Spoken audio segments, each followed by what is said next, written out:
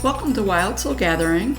I'm Dr. Sandra Marie, and I'll be your host for this episode of Happy Hour for the Spiritually Curious. Hello to all you wild souls out there. I want to send a special thank you to each and every one of you for taking time out of your day to join and listen to our guests as we discuss the many aspects of spirituality. To stay updated on our latest releases, please follow us, share with friends who may be interested, and if you feel so moved, a kind rating and review is always appreciated. In the tradition of happy hour, cheers to some new insights, peace, revitalization, and perhaps an aha moment that may change your life.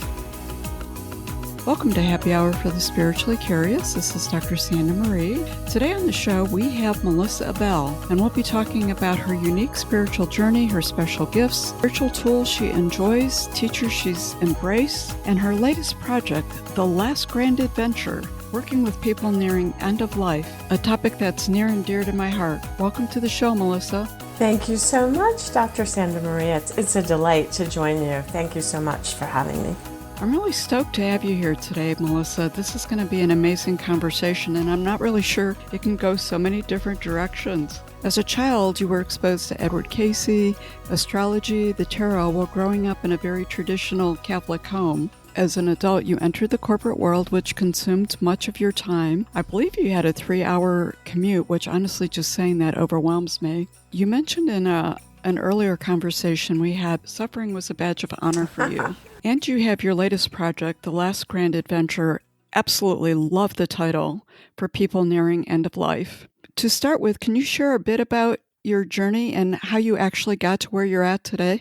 Yeah, I worked at the Washington Post, kind of in the corporate world, for almost 28 years. And I also had the whole time my spiritual career on the side, as we say. But I lived in Pennsylvania, and in just to get to work in the morning was 3 hours if it was a good day, and then I would work a long day. It was a part-time schedule, but it wasn't really. I kind of had this pattern. Based on my spiritual journey, I knew that I had this pattern of like going the extra mile, but I never realized that literally I felt I had to go the extra mile. It was like an 80-mile one way plus then hop on the subway to get into the heart of the city. So I did that for a long time. And wow. In 2019, at the end of 2019, I finally left my corporate career, and now I'm doing my spiritual thing full time. Yeah, that does sound a little bit overwhelming to me.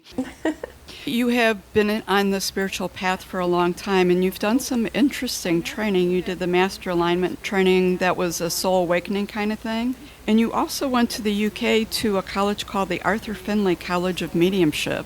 Can you talk a little bit about what those experiences were like and how they helped you? Yeah, those were really pivotal experiences for me, especially Master Alignment. That was when I was 30, and my mom met this woman who had been a high-powered Chicago attorney, Michelle Anderson. My mom was raving about this, work that she did called Master Alignment, and I was really skeptical, but I thought, why not? So I had that reading with Michelle, and it just changed my life. Like in the crossroads of a minute, it explained everything, and I just saw like one version of the way my life would have been had I carried that shame, guilt, blame, unworthiness, and I knew that it was now going to be cleared, and my life, it was just going to work out. It was just this incredible awakening, and then I was so excited about it that I thought, I have to get involved in this if I could help one person feel the way I felt with this. And so here I am, decades later, still kind of expanding that work. And then with Arthur Findlay, it's an incredible experience that anybody can have. I've been a couple times now, and my mom and I went both times, and it's just this immersive experience with, the first time we went, there were like 200 people and only a handful of Americans, and you're just immersed in every kind of mediumship, whether it's, you find out where your gifts are, if you're an artist with it, if you're more clairvoyant or clairsentient, or with the audible. It's just incredible. It was really game-changing both times we went. So I would encourage anyone to do that. Wow, that sounds really magical. One of the teachers that really influenced you had mentioned, was a Reverend Hoyt Robinette. and that they were a spirit precipitation medium. Oh my gosh. He's a spirit precipitation medium. Yeah, if you can get your hands on a reading with Reverend Hoyt Robinette, I just, rush and do it. It's one of those things. But basically, Hoyt is one of just a very few mediums on the planet that can do something they call spirit precipitation with the spirit card. In a nutshell, when you go to a typical medium, you get a message and go on your merry way. And Hoyt also delivers the message, but as he's doing so, he has a basket, and this is in plain view, it's in bright lights, but the basket is tightly woven, so there's utter darkness in the basket. As Hoyt is delivering your messages, in the basket, Spirit is using Hoyt's ectoplasm to create these museum quality artistic renderings. And on the front of the card, you might have a spirit guide, or you might have, somebody that was important to you. At one time, I got Mother Teresa, Archangel Michael, some personal guides, Lewis Carroll. But on the back of the card, now, mind you, the index cards go in the basket completely blank on both sides. White, empty index cards with pens and pencils that are capped in the basket, and they're layered. And everyone sees it, somebody from the audience gets to open the cards and them. And then on the back of your card is not only Spirit has written your name, but the names of loved ones who have passed, your pets, your spirit guides. It's unbelievable. I think I've done it 23 times now. I just can't even put words to it. It's one of those things that you have to experience. Hoyt is just a marvel. He's just this genteel person. And I've heard that he only took one day off in decades of training and keeping this gift going, and that was the day that his mother passed. And I just can't, I don't have enough words. I have no way to really express how this beautiful man and his work have influenced my life. Wow, that's definitely pretty powerful. So he's a spirit precipitation medium. Mm-hmm. I guess I've never heard that term before. Mm-hmm. It's quite rare. The more I'm talking to different people, and I just have had an amazing group of people who are coming in through my life. I always thought mediumship was mediumship. I was very unaware of how many different specialities that come in with it. So that sounds very cool and unique and different. Incredible. I have no words. Anyway, can't say enough. He's definitely a major influence. Very cool. So who are some of the other influential teachers that you've had in your life? Oh my gosh. I'm so fortunate that my mom she's just one of those rock stars. She was really devoutly Catholic until she reached her Saturn return at around age 28. And then she began getting into all of these just spiritual, as many things as she could. And she's a professional astrologer, so that was kind of my second language growing up. But I remember she had the Seth books and Edgar Cayce material around the house when I was just learning to read. And I would just pick up everything and anything and absorb it. We've had teachers like Buzz Myers, who was a masterful astrology teacher who passed in 2000. Of course, Michelle Anderson has been so influential. I love the work of Byron Katie, of Barbara Marciniak, who channeled the Pleiadians, through beautiful books. All the standards, Deepak and Wayne Dyer and Louise Hay, and just so many of the Hay House authors, but especially the law of attraction, the Abraham Hicks material in particular. I think years ago when I first came on to the scene, I just didn't understand it. I don't think I was evolved enough for it, but now what I find is it's where it's at. It's absolutely where it's at. And there's all kinds of nuances and tricks and tips in that people don't realize. And it's just made the biggest difference in the shortest amount of time, I would say, for me in the past 5 years even. Nice. I would agree. Hay House has just such a huge variety of material that comes at spirituality from so many different directions. I believe if someone is curious and really not sure, it's a good place to start to take a look and see what they have and see what speaks to you. I think a lot of us probably have dabbled into the Hay House material on our journey. You had mentioned that non-physical energy is so different than physical energy. Definitely. What does that mean to you? What that means to me, I've had quite a journey with that. When you work with non-physical energy as I do, I do sessions, private sessions and classes all the time. And when I'm in that energy, sometimes it feels like I've been lifting logs for 10 hours and I might have just been in the non-physical world for a few hours. And I had to really learn this because the guides, as I call them, the team in the non-physical that I work with, had warned me, when we say stand down, you need to stand down. And a few times I didn't listen, and I had some interesting physical journeys to go through with that. I just find that it's a different kind of tired. I've worked with people, including physicians that are familiar with pain, who come to me for a session, and the guides will say, don't try to do this too quickly because the pain will be kind of unbearable. And they say, oh, poo-poo, I know all about pain. And then what I find is, a few days later they call me and they say, the pain is unbearable, what can I do? Because it's different from physical, like lifting and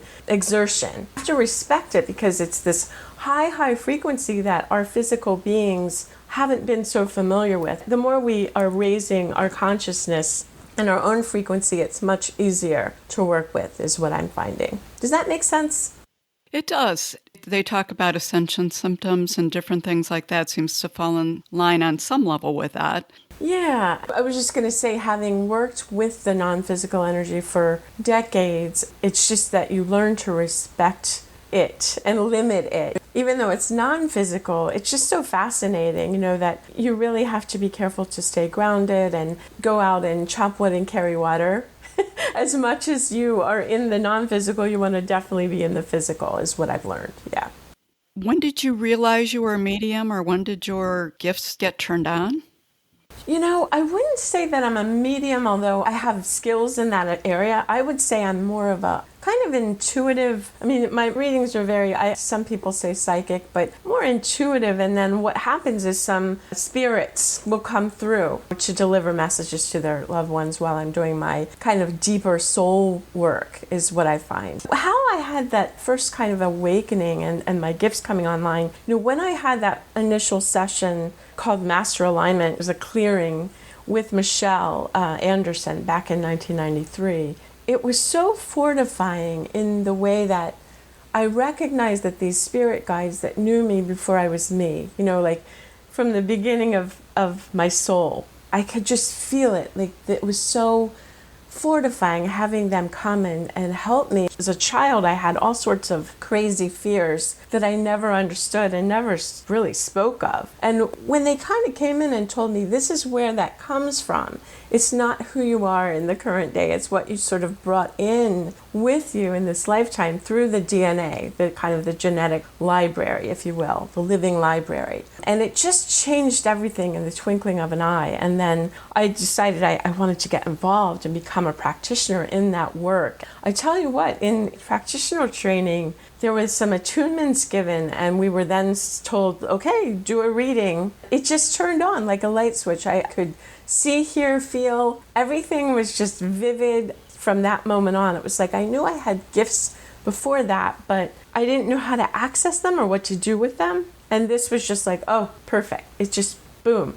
It just sort of has been evolving since then. That is amazing. And then when did you decide to take it out to the public? Actually, that was in 96 when I became a practitioner.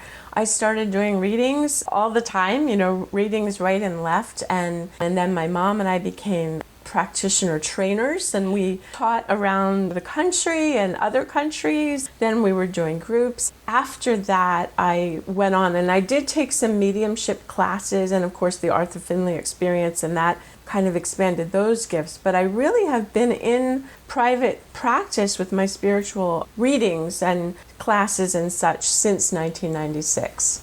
Wow, you've been at this for a while. Let's change direction a little bit. Spiritual tools. I'm curious what kind of spiritual tools you gravitate and how you use them. I think that you had mentioned 8 years ago you were turning tarot cards. You turned a card one day, the next day you turned another card, the third day you turned another card, and it was the same card. So were you surprised by that? Were you hoping that you were going to get a different message? How did that feel when that happened? Actually, that was when I was actually 8 years old. Oh, goodness, 8 years old. I was off on that recollection.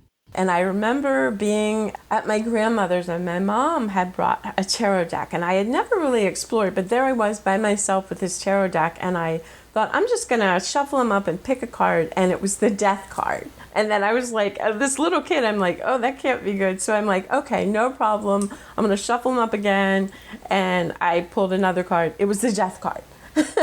And then I was like, oh my God, am I going to die today? And then I thought, you know what? I'm just going to do it again. I'm going to shuffle them up. And guess what? I got the death card. And then I went running, crying to my mother in the other room. And I explained what had happened. And she goes, oh my gosh, you're not going to die. That's just about a new beginning. And so it was, my love and respect for the tarot all those years ago. So what are your favorite spiritual, I call them tools, that you like to use now? I do appreciate the tarot. I love some of the different decks and just the artwork. I also love, I have some favorite oracle decks. It's funny, earlier on I gravitated to the ones that told you the whole message, very intricate detail, but now I really fancy the subtle little messages that are kind of cryptic. I love the artwork. I just got this little oracle deck for Christmas about, it was like the forest fae, and it's just these little cryptic statements that make you really think. I love those little messages. I love exploring numerology, and I think so many of the tools that we all work with, but in terms of just really being connected and feeling the joy connection with everything, with nature, with love, with the high frequency. I love nature, and my husband and I have created what we call the fairy forest right next to our home in these tall pines, and it's this beautiful area that we've just decorated with gnomes and owls and little figurines and a different, like a seating area with our lawn furniture, and there's a wish area with a kind of gazing globe in another section, but it's so magical. And I just go out there and I just kind of dwell, the fairies, the elementals, and we've had total strangers come to the house that don't know anything about anything, and they've been all worried, and they just walk in there and they just kind of look around and come out, and I don't know what I was worried about. Like, I feel great, and it has that effect. And so that's one of my constant go-tos. That sounds extremely magical, and as you were talking about it, I could almost feel like this weird peace magicalness going through me as you talked about it. What a special place to build. That is so cool. Excellent. We love it. We love it, and we change it up. Oh, I love that you keep the energy moving so that it's not stagnant. I just cannot imagine how much that feeds your soul. Strangers are walking through it and just making them random comments. Wow. It's so much fun. I am super, super, super, super excited to talk to you about one of the new offerings that you and your mom are doing called the Next Grand Adventure. It really spoke to my soul when we talked about it the other day. Please share. Oh, I thank you for asking about it too. It's funny, my mom and I were at a conference. It was a spiritual conference in Tennessee, and we were really flying high. You know how you get in that energy and you're just exuberantly happy and alive, and talking about all the classes we had attended and the people and the speakers. And all of a sudden, we were in the car, and being in that high space, I just have this, what I'll call, it's a spirit download of this turnkey concept with the name everything. And the name that came was Next Grand Adventure. And it would be for people who are not long for this world, that have either know that they're, I'm 100 years old, I know I'm leaving sometime soon, or that maybe they've gotten a diagnosis and they know, well, I'm on my way out. And I can't begin to speak to the joy of this experience. There's nothing fearful about it.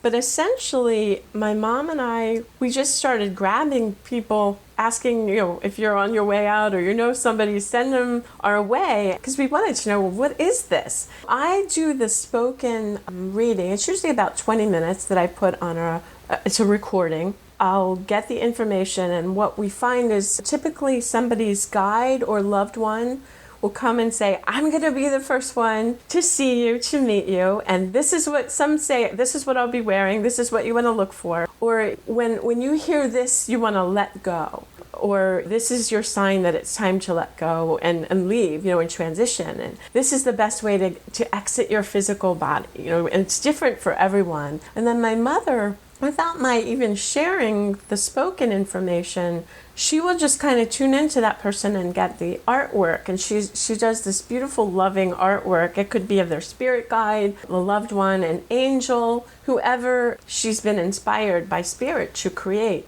But it's amazing to me that she will create and depict in art what I just got in the message. And we haven't even exchanged notes. The joy of this for people, it's been very healing. A lot of people that were hanging on for a long time, when they heard the message and they saw the artwork, they just immediately were able to let go. We've had confirmation, many of them from the other side saying, thank you so much. That was just what I needed. But the joy of them for us, to be able to tap into that high, non-resistant, pure positive energy is beyond words. You can't make this stuff up that she's drawing pictures of what you're thinking. I mean, the validation repeatedly for this project is all over the place, which I love. When we talked, I shared with you that I really have a passion for end of life, and I had done work with hospice in the past. It really feeds your soul. And I was like, as you were talking about it, I was just lighting up inside, and I thought this would be such a great tool that is missing. They integrate spirituality and spiritual practice enormously. That's certainly a big part of it. At the end of life, there's so much fear about what's next, and it has been my experience that there tends to be fear with letting go and moving on. And I know I mentioned with just very broad stroke, especially with vets, military vets tend to be a little more restless and have fear. And I thought, what a great tool to help people find peace. As you talked about this, I was just like, this is so big because it seems to be such a struggle and difficult time for so many people when it doesn't have to be. So true. Absolutely. And another thing, if you think about it, there's not a lot out there for people about, well, what's your next thing going to be? What are you going to be involved with? Obviously we don't die. We're eternal. So it's interesting in these next grand adventure packages that we do, they will mention, well, from their perspective, this is what this life was about, and this is what you learned and the wisdom. And now, what we see you being involved with is this coming up. It's just so exhilarating because it's like, oh, I've always loved gardening here, and now I'm going to be learning about gardening with just intention. We continue to expand, and all of this new technology, I mean, it doesn't stop, and so even that has just been so fascinating. And it actually gets people kind of excited and joyful about, what is my next thing? I'm leaving this one. And just like when we graduate from high school, we're going to go to college, and it's exciting. Can't underscore how much we love it, and we love to be of service in this way. And so obviously, if any of your listeners know someone, are nearing end of life, or just want more information, please reach out to us. It truly gives a new definition to purpose at the end of life that is just so beautiful. I love it. It speaks to me on so many levels. I don't know why I have such a passion for end-of-life work, but I do. I think it's really important, and this offering is just amazing. Be patient if I'm saying this right, but it struck me when you shared your personal experience with someone who was transitioning, and they were in one location and you were in another location. When you got the call that this person had transitioned, you said you were already aware. And you said you were experiencing their transition, and it was almost like you were there or part of it. I'm sure you'll verbalize the story much differently than I, but it felt powerful to me when you shared it. Yeah. Thank you for that. Yeah, this was a friend of ours that we hadn't been in constant contact with, and her family, but yet, we were, I'll say soul family. So when we got word that she was in hospice, about to transition, Mom and I offered this next grand adventure experience, because we're never there. We don't have to be talking with the person or being with them. We simply email the information and the artwork to the person, or mail based on, somebody they're connected with. Anyway, we said we just need her okay if she would like this. And for whatever reason, they just didn't get around to asking her, or whatever it was. And finally, they said, yes, she would like this. And so I immediately got tuned in and got the message. And the message was, she was waiting for a party. She didn't pass. She was in hospice longer than they thought based on her personality. And they thought, we just don't know why she's not kind of taking that leap. And so the guide said, she's waiting for the party and we're getting it ready. And they said, when we say go, with this bang, like when you hear the boom, that's when you're going to let go. And they showed me that she was like a human cannonball. All of a sudden, he said, the party's ready, everybody's waiting. And when we say boom, that's when you're going to go. And so I was with her, or I heard the boom and she heard it. I felt her let go, and then I saw her as this human cannon going from this dimension into that beautiful, pure, positive energy dimension, and the party was going on. So I immediately called her sister, my friend, and I said, oh my gosh, I just wanted to let you know that I just did the recording and I just texted it to you. She goes, oh, can I call you back because she just passed? And I'm like, I know. I was like, I'm so overjoyed. And meanwhile, I'm thinking, oh my gosh, they're probably pretty somber. And here I am exuberantly happy. But later they said that it was like she just, the joy of it and knowing that they said she always wanted a party on the other side. And so it just was beyond joyful that I got to actually experience her transition in that way. That is such a beautiful story and a great example of what you're doing and the power of it on so many different levels. As you were speaking, I think it's important for the listeners to know that you can do it remotely. Someone can intercede for someone else as long as there's agreement. Absolutely, yeah. I would say that 100% of them really are done remotely. I mean, we could do that in person. We have done for some relatives, but, by and large, we don't need to have contact or a conversation. It's just wanting to get there okay, that yes, I'd like this, I'm interested, and then we go from there. It is very joyful and so expansive. Just talking about it is you can hear my enthusiasm. I mean, the joy of it for us as well as the conduits. We're just feeling so blessed to be a part of it. I think that it's so important, and trust me, I will be a big proponent of getting the word out of it. I want to go back to your guides a little bit and the information that you get. I know the last couple of years have been very interesting. Since 2020, there's been a lot of change and unique experiences globally that people weren't anticipating. My personal feeling is 2023 is going to be a bit of a year. What are your guides telling you about 2023? Oh my gosh. I've learned with the guides, they can be so interesting at times because in 2019, when I worked in Washington, I was doing a lot of readings for people in DC. What I found was for a lot of those people, they would say, you probably want to do that now because pretty soon it won't be safe to come into DC. They said this over and over to different people, but oddly enough, I think sometimes when you get a message from your guides, you think not to ask. It's probably, well, this is what they're giving me. It's not for me to ask. And even I didn't ask because it's like, what could this mean? Is it a political thing? Is DC going to be attacked? Like, what is it? But I felt like they were dangling a carrot, almost like, don't you want to know why it's not going to be safe to come into the city soon? I'm sure, though, if they would have said, oh, there's going to be a global pandemic, I would have been like, yeah, right. Nobody would have believed it. But what I'm noticing, I've learned that they dangle little carrots like that. And so now I've learned to pick up on what are they dangling? And for this year, what I've found, they've been saying, and this is the dangle, mentioned that this year of all years, we have to come to know ourselves as vibrational, energetic beings more than any time before. They said pretty soon life will be excruciating. It will be excruciating to live like that. And you think, oh my gosh, I want to know, well, why? Why? And what do you mean excruciating? And I think what we're finding is that people, even just in my own personal circles, some people have just checked out already. A lot of people have passed unexpectedly so soon in the year. And the ones that I know, a lot of them had just broken hearts or were depressed. And I just feel like they just couldn't get a handle on their emotions and their well-being and happiness. So I think that's going to be absolutely huge for this year, that it's going to become excruciating and we'll figure it out because we're always motivated, when we're uncomfortable. It's like, I got to figure this out, got to figure my happiness out or my well-being or just how to keep stability. Does that make sense?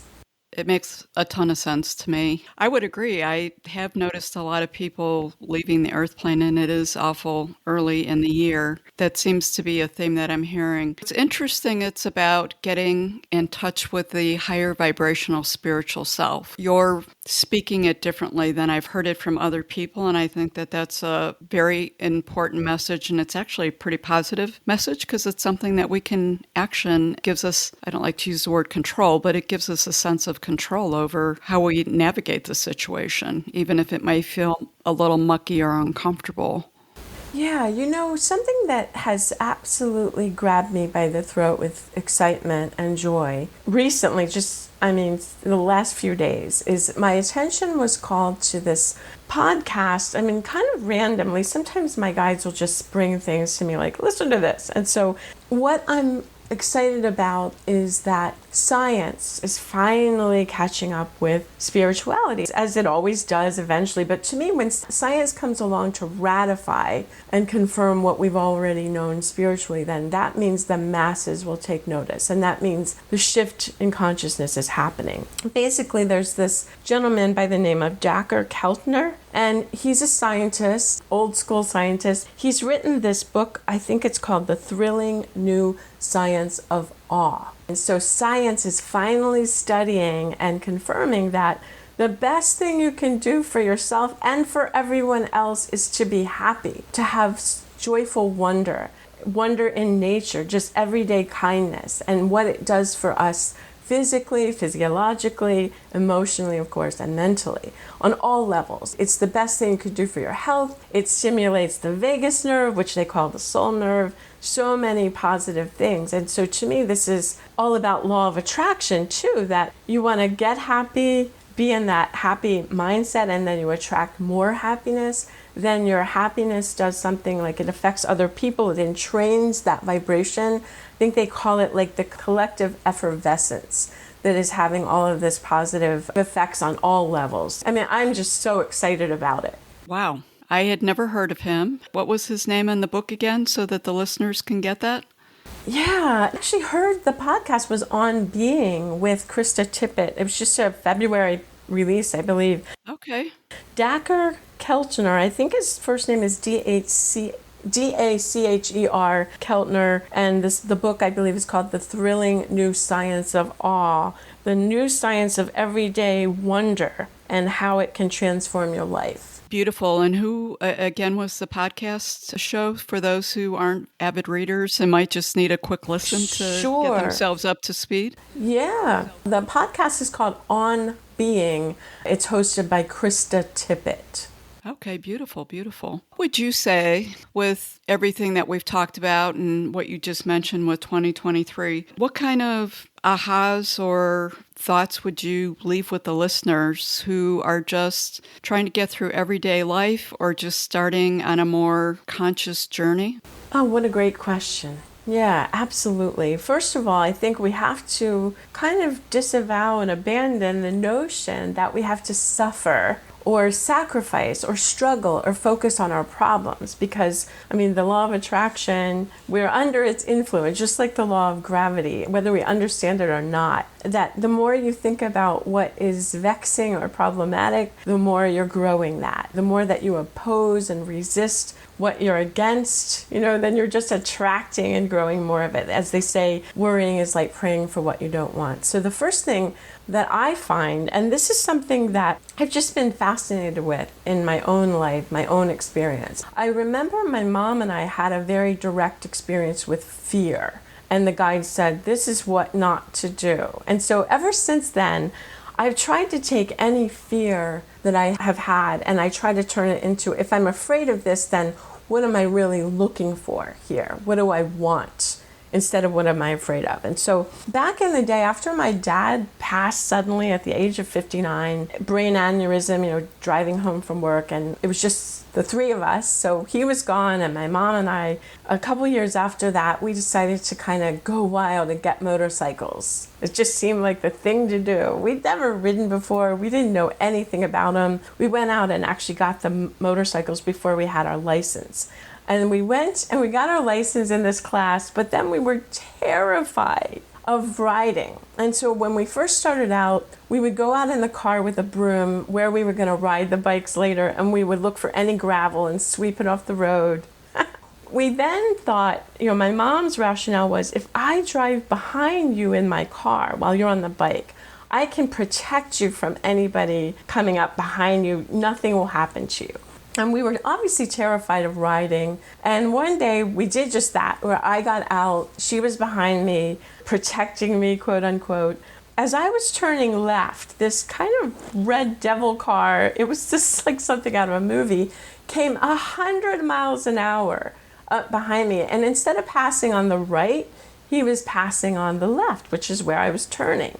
And I couldn't see him. I mean, he came out up so fast. My mom, though, could see this whole thing unfolding, that I was going to be turning just as he was passing, and I would be dead. Because we had said, you do anything to us, but don't kill one of us. We can't lose anything but that. Don't take my baby. Don't take my mother. And so he missed me by a hair. And we basically got home. We were imagining we would have been planning my funeral and picking out a casket and all that. And the guy just said, stop. They just said, do not do this. This is how, whenever you say anything but that, you're drawing it right to you. Your biggest fear. And if you're this afraid to ride a motorcycle, you're just going to draw disaster and death to you. They said from now on, it's just asking and knowing for safety, for a pleasant ride, for a wonderful experience. And if there's anything you need to know before you go out on the road, we'll make sure we tell you before you leave the driveway. But it was like we had to give up that fear. And boy, was that a great lesson. So I would say for anybody out there that's full of fear and worry, just turn that around and say, if I'm afraid of this, what am I really looking for? Safety, security, love, connection, beauty, happiness, well-being, whatever that is. What a valuable story. That's incredible. And I think that those words are going to speak to a lot of people. They certainly give me pause to ponder. I was going to say the other amazing thing that I've learned from the departed that is with me always. This goes hand in hand with that awe and the science of awe and the law of attraction. A friend of mine lost his son in a car accident a couple years ago, and I never knew the young man while he was in this life, but he was 30 when he died. But I tell you what, when he passed, he sought me out to get in touch with his dad, and I hadn't spoken with his dad in 9 years, and I remember having dreams about his dad and just thinking, I have to contact him. And I said, I don't know why I'm contacting you. I hope you're doing great, but I just have this urge to connect with you. And he said, oh, I know why, because my son just died in a car accident. From that point on, his son has been teaching both of us so many valuable things. Shortly after he passed, Luke was his name, said, do you know what I'm doing all day, every day in the afterlife? He said, I'm smoking cigarettes and I'm riding my motorcycle down scary, dark roads. And we were like, oh, wow. And then finally he said, don't you want to know why I'm doing this? And it's like, yeah, kinda. He said, because smoking makes me feel complete freedom, and riding my motorcycle in scary places, dark roads, makes me feel no fear. Because in this life he had a very bad motorcycle crash. And he said, so I'm getting synonymous so that my frequency and my vibration is no worry and total freedom. No fear, absolute freedom. We're like, wow. And then he said, do you know why I'm doing this? And I was like, tell us. He said, I'm going to take my absolute freedom and my, no fear, total freedom, and I'm going to help at-risk children in the city with it. I'm going to take that energy and that frequency and go to those children, and I will help them. From the afterlife, he's helping people in the physical. And he said, what we missed as humans is we don't know why we want to feel so good. And we want to practice that so that it becomes our natural frequency. And then we can go out and we can help people with that feeling. When we don't have fear or worry and we feel totally free, we can then serve people in massive ways that we could never have otherwise served them. What an important message. It seems so basic and simple, but when you frame it in that story, that's, again, very, very powerful message. Thank you for sharing that. And thank you, Luke. Yes, thank you, Luke. And yeah, it stuck with me because I realized now that until we fill ourselves up to the maximum level that we can, I mean, we're only as good to other people as we're good to ourselves and of service to ourselves. And so if we're running around with a bunch of fear and worry trying to, serve others, it's not really doing anybody any favors.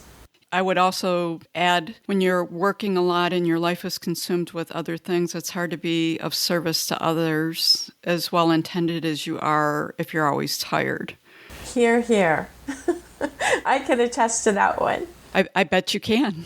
So, Melissa, you have some great work that you're doing. You know, I am such a big fan of The Next Adventure. I just find that to be so powerful, to bring so much peace, and it's so needed. It's always been needed, but I think it's especially needed right now. How would people get a hold of you? You and your mom work together? Actually, for The Next Grand Adventure, that's the one that we work together on, and I'm really the kind of point person on that. Certainly can reach out to me. My email is soulawakeningsession@gmail.com. I also offer different types of one-on-one readings, so Soul Awakening and something called Right Place, Right Time Alignment, and there's the Freedom Frequency Attunement. That's a new one that's been very powerful. I'm happy to connect with people in whatever way would call someone. Thank you for sharing that, and I will make sure that I include all of that information in the show notes. As we're going to wind up here, is there anything else that you would like to leave with the listeners?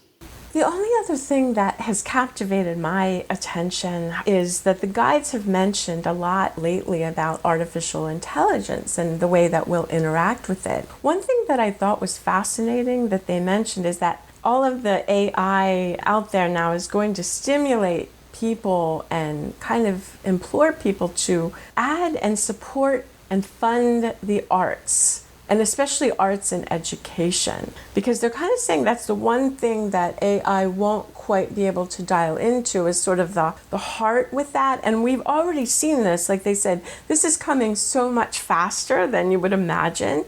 And we've already seen some of the upheaval and the uproar with that gentleman that created the book, I think it was called Alice and Sparkle, where the renderings, that was like 12 fingers and crooked eyes, and people are wondering now with essays and just AI being used in colleges and schools, and it's coming. I think it's fascinating. Some of the teachers are asking students to have AI write their essay, and then as a class, they analyze it and they look for what's not human about it, kind of reverse engineering, which I think is fascinating. But they really have said that it's going to have this sort of resurgence of the arts and the arts in education, which I think is a really positive thing. Interesting, the focus on the arts. Artificial intelligence certainly has been at the center of so many conversation these days, with its benefits and its accomplishments and the possibilities, and also the fear, and where does humanity fit into that? Absolutely. That was definitely very interesting. And certainly the arts, through creativity and beauty, it brings so much joy. Oh my gosh, totally. I mean, it really is an exciting time to be alive, and it's just like a privilege to be in this world. And I just love being connected with that energy and encouraging in others. And I will also say that if somebody's not spiritually inclined or doesn't have much of a spiritual background, don't be reticent or don't hesitate to get involved, because what I find is some people that have never had a spiritual bone in their body, they reach out for a reading and they get it and they just run with it. Sometimes even more so than those of us with the kind of spiritual background that we think, no, you have to do it this way, or you have to suffer and struggle, or no, it takes longer than that. Where I see people just fly that are kind of just open books. So I would encourage anybody, whatever calls you, it has to be that feeling. Just listen to your feelings more than ever this year.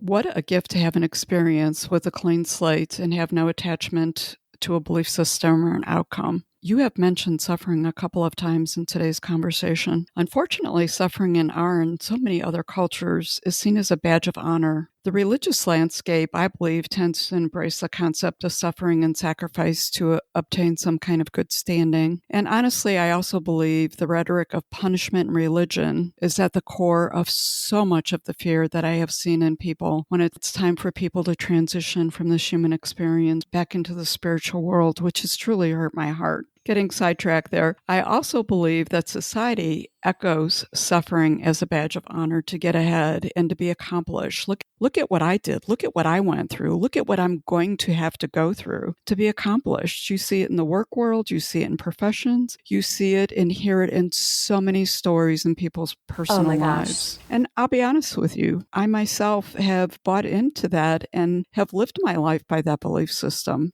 No more, though. My new mantra in life is suffering is optional. Definitely. And I will pass along the words from the guides. They always say there is nothing spiritual about suffering or sacrifice. And The Departed also says there is no crown that you will get extra stars in for your suffering and your sacrifice. There is no such thing. So, let's just get rid of that notion. I appreciate your guide sharing that. I'm definitely on that mindset, and it's nice to have the affirmation that I have such good company with it. Melissa, I really want to thank you for being on the show. You've put yourself out there. You've bared your soul. You have shared stories that are going to influence so many, and I really appreciate the continued work. Thank you so much for being on the show. Thank you so much for having me. Yes, I'd like to thank all our listeners for taking time out of their day to join us. Until next time, and remember, embrace that wild soul. I'd like to thank our guests for joining us for this episode of Wild Souls Gatherings Happy Hour for the Spiritually Curious. To find out more about our guests, how to contact them, or detail on this episode, please see our show notes. You can also visit us at our website, wildsoulsgathering.com. We would love to hear from our visitors what you thought of this show, what you would like to see and hear in the future, questions you may have. Go to podinbox.com/happy hour for the spiritually curious. You can leave either a voice or traditional message for us. This is your host, Dr. Sandra Marie, sending each of you peace and love. Until we meet again, embrace your wild soul.